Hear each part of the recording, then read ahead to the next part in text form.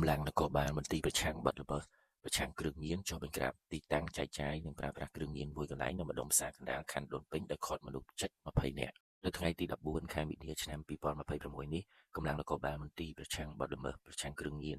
នៃអគ្គស្នងការដ្ឋាននគរបាលជាតិបានចុះបង្ក្រាបទីតាំងចែកចាយនិងប្រើប្រាស់គ្រឿងញៀនអនាធិបតេយ្យមួយកន្លែងនៅម្ដុំផ្សារកណ្ដាលខណ្ឌដូនពេញដោយឃាត់មនុស្សបានជិត20នាក់ព្រមទាំងដកហូតថ្នាំនិងឧបករណ៍ជក់ជាច្រើនសេចក្តីរាយការណ៍ពីភ្នាក់ងារ Fresh News បានបញ្ជាក់ថាការចុះបង្ក្រាបនេះបានធ្វើឡើងនៅកន្លែងហ្គេមបាញ់ត្រីមួយកន្លែងនៅម្ដុំផ្សារកណ្ដាលដែលជាទីតាំងប្រមូលផ្ដុំពួកជក់ប្រើប្រាស់និងចែកចាយថ្នាំញៀនយ៉ាងអនាធិបតេយ្យសម្រាប់ប្រតិបត្តិការនេះកម្លាំងនគរបាលបានឃាត់ខ្លួនមនុស្សប្រុសស្រីចំនួន16នាក់ក្នុងនោះមានទាំងម្ចាស់គ្រប់គ្រងទីតាំងផងដែរមនុស្សទាំង16នាក់មានស្រី4នាក់រួមមានទី1ឈ្មោះសានទ្របម្ចាស់ថ្នាំនៅទីតាំងទី2ឈ្មោះយូឌៀងភេទស្រីម្ចាស់គ្រប់គ្រងទីតាំងទី3ឈ្មោះយុះ